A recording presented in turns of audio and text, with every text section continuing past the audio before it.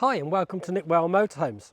I'm Andy and this is an auto sleeper symbol. Now this particular vehicle is a 2025 on a 75 plate and it's done just over 500 miles. So yeah, it's not really done an awful lot of use. 5.41 metres, it's 2.05 metres wide and it will travel 3 and it will sleep 2. The beauty with something like the symbol is when you look at the chassis length on it, I mean it's not much different to an estate car, but it is one of the most well-spec'd little vans that you're going to find in the market. Yeah, it's got pretty much everything on it that you'd get on a coach build. Compromise, because there's always going to be one, tends to be a little bit less on the storage, but you're always going to find that on a 5.4 metre van unless you go with a fixed bed and then you lose your living space. So whatever you gain in this hand, you've got to lose something in that one. But it really is a well-spec'd little van. So let's have a look around it and we'll see what we've got. So of course it's on a Fiat base, you've got alloy wheels. It's 3,300 kilos, so you can drive it on a standard driving licence and it gives you a good payload. It's finished in Artense grey, and up on the roof we'll have a solar panel up there, TV aerial as well. It has an underslung gas tank. Now the underslung gas tanks tend to be 25 litres, so that will give you 20 litres for gas and 5 litres for expansion. The beauty with that is you're not taking any extra space out of the inside of the van to hand over to gas bottles. Plus it'll cost you about 1/3 of the price to fill your tank. So I'm a fan, to be perfectly honest with you. And if you're wondering how much you know you've got in your system, if you look there, you have a gauge. So when you turn that on, the gauge will come up and it will show you exactly how much gas you've got in there. So again, it's nice and easy to control. Fresh water tank just there. We have a whale filler point just here. External TV and aerial point just there, and a 12 volts. And of course we have your electric hookup point. As we come round, reversing camera just up the top there, and underneath we have a full-size spare wheel.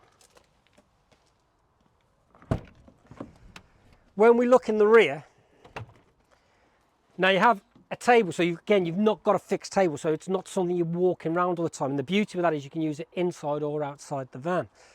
Then you have access to your cassette toilet just there, and you've got your awning brace just here.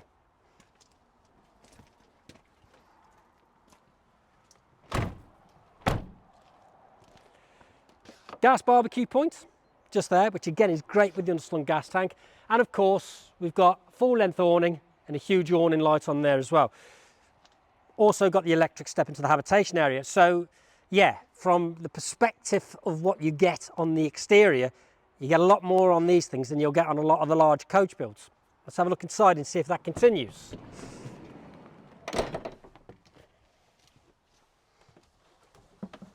So in the cab we have, oh, I've pulled that out of the way. There we go. You've got Remus cab lines for the cab and for the 2 side windows. We've got a media centre here, which is a DAB unit as well.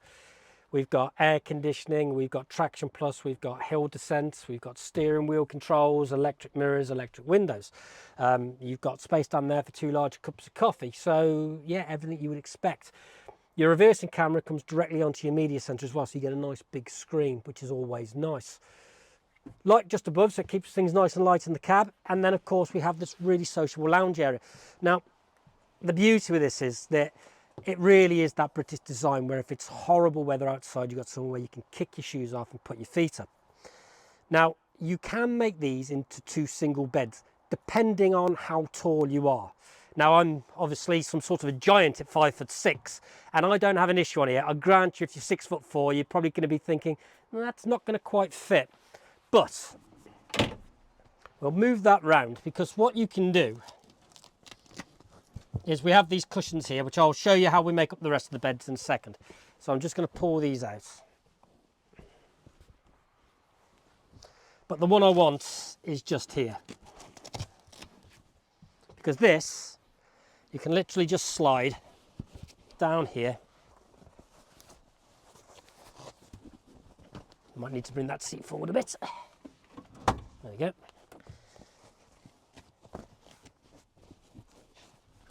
And that will fit in just there. Oh, there we go. Now that will give you the extra length on the bed. Now, like I say, I'm not the tallest, But to give you some sort of an idea, I shall keep my feet off the upholstery. I mean, you can see there's quite a bit, and you can bring that seat forwards so you can put the pitch back right, and you know, it's a decent length, especially in a van that's only 5.4 metres. Now we can do the same over on this side. Now this one's actually slightly different in the respect of the, let's move that round there. You have a handle here, so we bring this down, that slots there, and then this extra cushion goes into the back. Now this is where it's an advantage if there's one tall and one short. Shorter one like myself on this side, longer one because you can see you've got all this extra space that comes through. So same scenario, I mean you can see that there is masses of room down by my feet. So that works really well. There is the other option, of course, which is to make it into a large double, which again is very easy to do. So just pop these out the way, slide that across like so, put your backrest into position. While we've got the backrest off, you will see that your tabletop just there, that's for your coffee table with a pole slots in between the driver's seat and the passenger seat. Then we have these extra cushions which literally just slot in.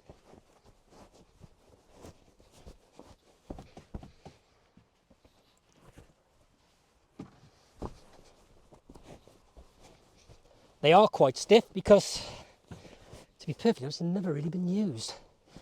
And there you can see you've got your double bed, and it's a good sized double.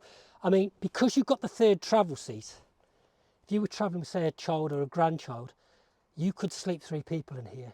I mean, especially if you're my sort of height and you've got a small one in between you, it wouldn't really be too much of a problem. But it's easy to do, and it gives you options. And the beauty with any motorhome is the more options that you've got, the more likely it is to work for you. But the real great thing with something like this is, well, you can park it in a car parking space. It's 5.4 metres, so it has a lot of car-like qualities to it. And as you can see, it's not a massive chore to be doing these things. Now, I'll just get you to have a look down there, Mia. You've got a bit more storage space down here, and you've got this cupboard just here where, of course, you can put all your bottles of wine in as well. So that's always a nice thing to have. Let's just pop this back up. Oh.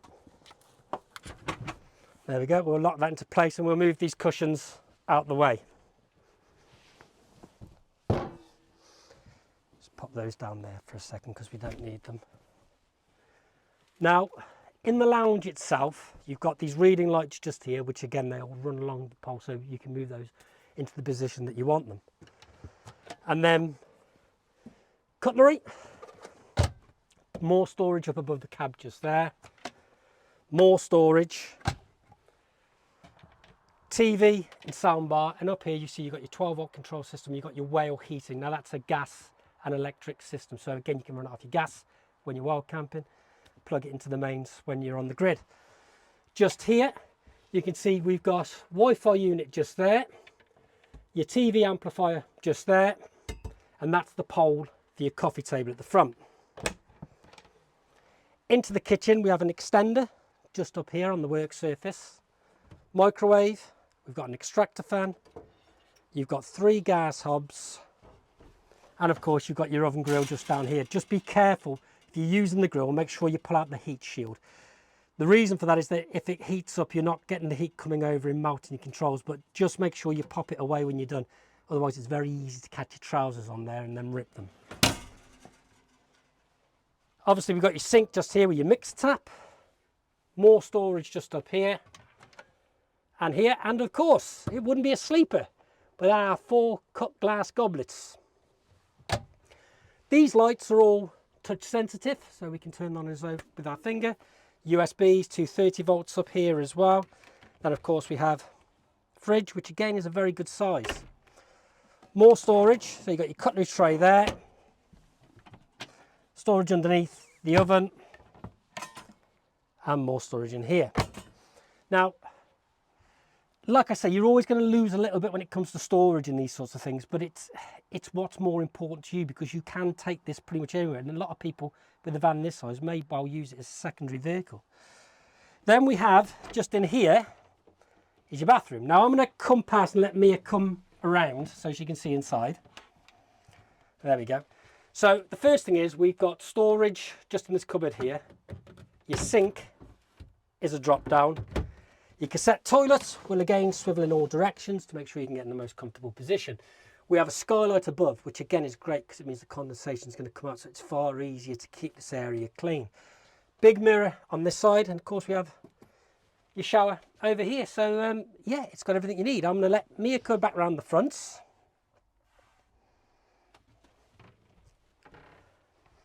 So there you have it.